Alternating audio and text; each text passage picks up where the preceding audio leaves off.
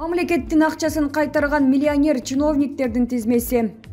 Transparency International эл аралык уюму коррупциянын деңгээли боюнча 2021 жылдын рейтингин жарыялап, Кыргызстан 144-орунга 180 өлкөнүн ичинен түшүп кетти. Бул былтыркы жылга салыштырмалуу 20 позицияга төмөндөдү дегенди билдирет. Кыргызстанда бийлик алмашкандан бери өлкө башында тургандар коррупция менен аеосуз күрөшүп жатканын айтып келүүдө. Жемкорлуктун ана башында тургандар катары чоң кызматта туруп акча жегендер көрсөтүлүп, алардын кусуп жатканы тууралуу макалалар ЖММК беттерине жарыяланып жүрөт. Спутник Кыргызстан буга чейин ким канча кусканын тизмектеди. Эскерте кетсек, мында ачык булактарга жарыяланган гана маалыматтар алынды. Тизме төгүп берген акчанын суммасына карап түзүлдү. Райымбек Матраимов, Бажы кызматынын төрагасынын мурдагы орун басары Райымбек Матраимов кускандардын сап башында. Матраимов алгач 2020 жылдын октябрында кармалып, Бажыда коррупциялык схема түзгөн деп айыпталган. Ушундан кийин бийлик өкүлдөрү анын бюджетке 2 миллиард сом төгөрүн айтышкан.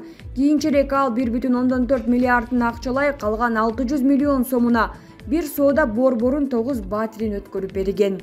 Бишкек шаарынын 1-Май райондук сотунун 2021 жылдын 11 февралдагы отурумунда Райымбек Матраимов жазык кодексинин 319 беренесинин 1-бөлүгү боюнча айыптуу деп табылып, тергөө менен кызматташуу тууралуу келишимге ылайык 260 миң сомдук айыппул салынган. Ушул эле жылдын 18 февралында Матраимов кылмыш кирешилерди адалдоо фактысы боюнча козголгон. Кылмыш ишинин алкагында кармалган. УКМК сотко чейинки өндүрүштү баштоого Матраимовдун Дубайда кымбат мүлкү бар экендиги боюнча Азаттык медиа мекемесинин журналисттик иликтөөсүнүн материалдарынын негизинде болгонун белгилеп, бирок журналисттердин материалдарында келтирилген жүйөлөр ырасталбаганын айткан. Мындан улам козголгон кылмыш иши кыскартылып, Матраимов бошотулган.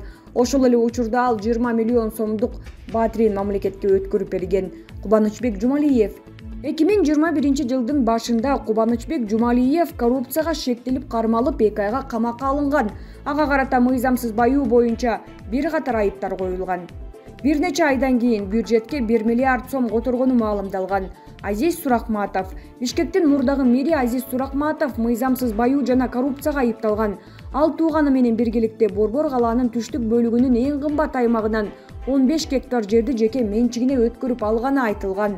Суракматов тергөө менен кызматташуунун алкагында мамлекетке келтирилген чыгымды 170 миллион сом төлөп берген. Ал эми 8 февраль күнү 1-Май райондук соту ага карата козголгон кылмыш ишин токтотту. Камил Осмоналиев мыйзамсыз байыган деп кармалган. Жогорку соттун мурдагы судьясы Камил Осмоналиев мамлекетке 114 миллион сом төлөөгө макул болуп абактан чыккан. Ага чейин судьяга карата Кыргыз Республикасынын кылмыш жаза кодексинин 323 беренесинде мыйзамсыз баюу каралган кылмыш беренелери боюнча сотко чейинки териштирүү башталган. Жалил Атамбаев 2021 жылдын март айында ички иштер органдарынын мурунку кызматкери ишкер Жалил Атамбаев кылмыш жаза кодексинин 323 беренеси мыйзамсыз баюу боюнча кармалган. Ал олуттуу финансылык ресурстарга ээ болуп, кымбат баалуу мыйзамсыз мүлктү өзүнүн жакын туугандарынын атына каттатып алган деп айыпталган. Кийин ал келтирилген чыгымдын ордун 100 миллион сом төлөп берип, үй камагына чыккан. Жаныш Кудайбергенов, Жогорку кеңештин экс-депутаты Жаныш Кудайбергенов Бишкектин мурдагы мэри Азиз Суракматов менен биргеликте жерлерди мыйзамсыз менчиктештирип алган деп айыпталганын жергиликтүү ЖММКлар жазышкан. Кийин УКМКдан ал чыгымдын ордун толтуруу үчүн 75 миллион сом төлөп бергени кабарланган. Нурбек Айтмаматов, мамлекеттик бажы кызматынын түштүк батыш бажысынын мурдагы жетекчиси Нурбек Айтмаматов былтыр июнь айында кармалган. Ага жазык кодексинин 323 беренесине мыйзамсыз баюуга ылайык кылмыш иши козголгон. Ал бир айдан кийин 74 миллион сом төгүп берип эркиндикке чыккан. Генрих Бальян, Карвен Групп компаниялар ассоциациясынын жетекчиси Генрих Бальян мамлекетке 60 миллион сом которгон. Буга анын алдамчылыкка айыпталып кармалганы себеп болгон. Тергөөнүн версиясы боюнча бизнесмен мамлекеттик үлүшү бар банктардын биринин жооптуу кызматкерлери менен бирге 2,3 миллион доллар өлчөмүндө жалган адамга насыя алууга аракет жасаганы айтылган. Бул үчүн ликвиддүү эмес кыймылсыз мүлктү өтө жогору баалап 670 миң доллар күрөөгө койгондугу маалымдалган. Алиярбек Абжалаев. Экс-депутат Алиярбек Абжалаев мыйзамсыз баюу фактысы боюнча шектелип, 20 элиталык батири, Бишкек шаарынын ВИП шаарчаларында турак үйлөрү, Ысык Көл облусунда пансионаты, Ысык Көл менен Чүй облусунда жер тилкелери, Туркия менен Баэде кыймылсыз мүлкү бар экени айтылган. Былтыр УКМК ал 50 миллион сом төккөнүн маалымдады. 9 февраль күнү башкы прокурор Курманкул Зулушев Абжалаевга карата кылмыш иши кыскарганын айтты эле, бирок бир нече күн өткөн соң анын кайрадан кармалгандыгы тууралуу маалымат тарады.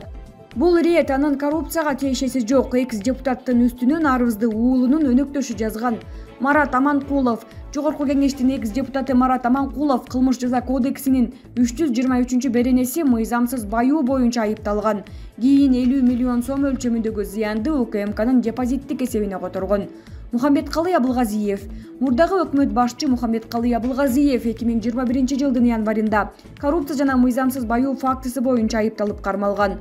УКМК анда Абылгазиев мамлекеттик кызматта иштеп турган чагында активдери кескин көбөйүп, расмий түрдө тапкан кирешесинен бир нече эсеге көп чыккандыгын айткан эле. Андан сырткары активдерин мыйзамдаштыруу үчүн Бишкек шаарында, Чүй, Ысык Көл облустарында мыйзамдуу жана мыйзамсыз мүлктөрдү алып, курулушка инвестиция салган делген. Ошол эле жылдын август айында ал 50 миллион сом төлөп үй камагына чыккан. Уланбек Азыгалиев. Мыйзамсыз баюуга шектелген Бишкек шаарынын мурдагы вице-мэри Уланбек Азыгалиев мамлекетке 30 миллион сом төлөгөн.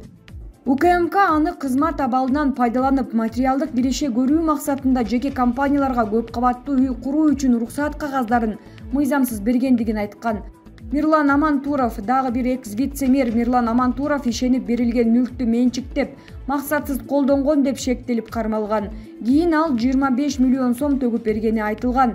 Эмил Жамгырчиев, экономикалык кылмыштарга каршы күрөшүү боюнча мамлекеттик кызматтын жетекчисинин мурдагы орун басары Эмил Жамгырчиев 2020 жылдын октябрында кармалган. Ага каршы УКМКнын башкы тергөө башкармалыгында жазык кодексинин 325 беренесинин пара алуу негизинде кылмыш иши ачылган. Кийин Жамгырчиев мамлекеттик бюджетке 20 миллион сом төккөнүн УКМКдан кабарлаган.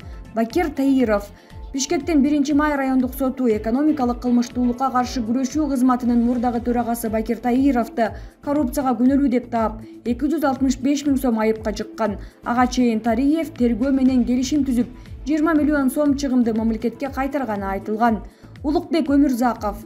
Көмүр кенин басып алууга шектелип кармалган Ош облустук прокуратурасынын прокурору Улукбек Өмүрзаков мамлекеттик казынага 20 миллион сомдук чыгымды төлөп берип, үй камагына чыккан. Дүйшөн Исраилов. Бишкек эркин экономикалык аймагынын мурдагы жетекчиси Дүйшөн Исраилов коррупция беренеси боюнча айыпталган.